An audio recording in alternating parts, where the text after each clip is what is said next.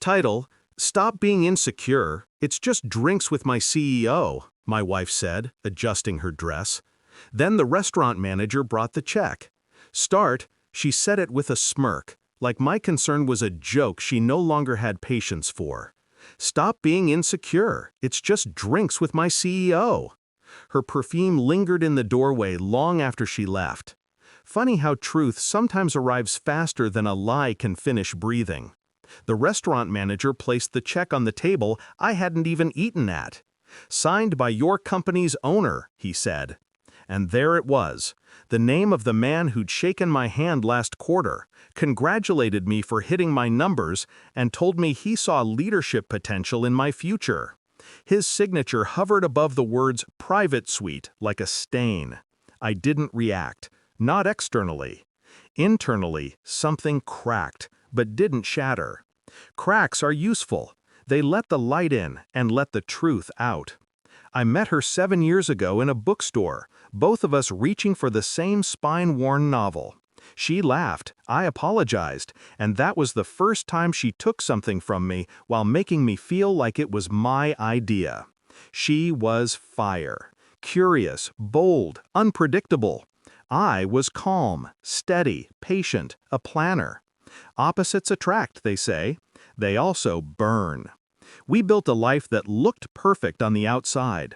Late-night drives, shared playlists, sleepless conversations about dreams. I believed her loyalty was a mirror of my own. I didn't realize she was only ever reflecting whatever she needed. It started with small things, a new dress for a team meeting, a locked phone she never used to lock, the sudden eagerness to stay late and network. But the real moment, the shift, happened 3 weeks earlier. She came home smelling like the cologne the CEO wore. I knew because I'd complimented him on it once. She kissed me. I tasted fear, not guilt. From that moment, I watched instead of confronted. Silence is underrated. Silence lets people dig their own graves while thinking they're planting gardens. That restaurant receipt sealed what was left of doubt. But instead of falling apart, I fell into place. Pain sharpened into clarity. Clarity turned into strategy. First step, information. I'm in operations. I know how to track things, organize data, follow patterns. So I followed hers. I mirrored her phone to an old tablet while she slept. I synced her cloud accounts. I traced every new work event, every late-night meeting she didn't know I knew she had. The CEO was sloppy. He reused the same hotel, same staff, same room preferences. I collected timestamps, room service receipts, voice notes between them where they joked about how sensitive I was. Every piece of evidence went into a quiet little folder labeled Q4 Review. Second step, financial insulation. Joint accounts shifted to individual ones. My direct deposits rerouted. Her sudden interest in upgrading her car became a tool, so I let her buy it. In her name, with her signature, her responsibility. Third step, professional leverage. The CEO thought I was loyal. He thought I admired him. He had no idea the compliance officer owed me a favor. No idea the board had been looking for a reason to cut him loose. No idea I'd spent years building a reputation clean enough to sterilize a hospital floor. While they were drinking champagne in private suites, I was laying mines under their feet. Stage 1, professional annihilation. I walked into the quarterly board meeting with a flash drive. Calm, focused. I didn't accuse him. I didn't throw a tantrum. I simply presented a pattern of executive misconduct affecting employee welfare and company liability. The board didn't need the affair details to act. They just needed proof he misused corporate funds. And the receipts? They spoke louder than betrayal. By evening, he was suspended, pending investigation.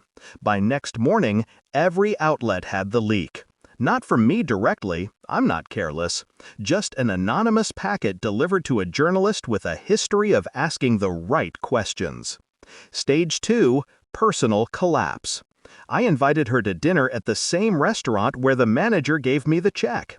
She arrived early, nervous, too polite. That's how I knew she knew. Her phone buzzed non-stop. "Work crisis," she said, forcing a smile. I just nodded. Then the manager placed the check between us again. Same handwriting, same signature. She froze. So I slid a small envelope across the table. Inside was a printed transcript of her messages, photos, hotel records. Her face drained of color like someone had pulled the plug. "I can explain," she whispered. I didn't ask her to. I simply said, "The car payments are due next week. They're all yours. So is everything else you took." Stage 3, the final cut. I handed her the divorce papers, already notarized, already filed. She didn't cry. She couldn't. She was too busy trying to breathe. She followed me out of the restaurant, repeating my name like it had suddenly gained value. The streetlights carved shadows across her face, making her look like a stranger wearing someone I used to love. Then her phone rang. The CEO, or former CEO. I didn't stay to hear the conversation. I didn't need to. Her world was collapsing in real time, and for once, I wasn't the one trying to fix it. I moved out that night. Not in anger. Anger is loud and sloppy. I moved with precision. New apartment, new position at the company, interim director, new peace. People think revenge is about destruction. It's not. Revenge is architecture, a blueprint of consequences built quietly, piece by piece, until the structure of their lies caves in on itself. She once told me I was insecure. Maybe I was, but now I'm simply untouchable. And she's finally seen the truth. I was never the one she needed to fear. I was the one she should have never betrayed.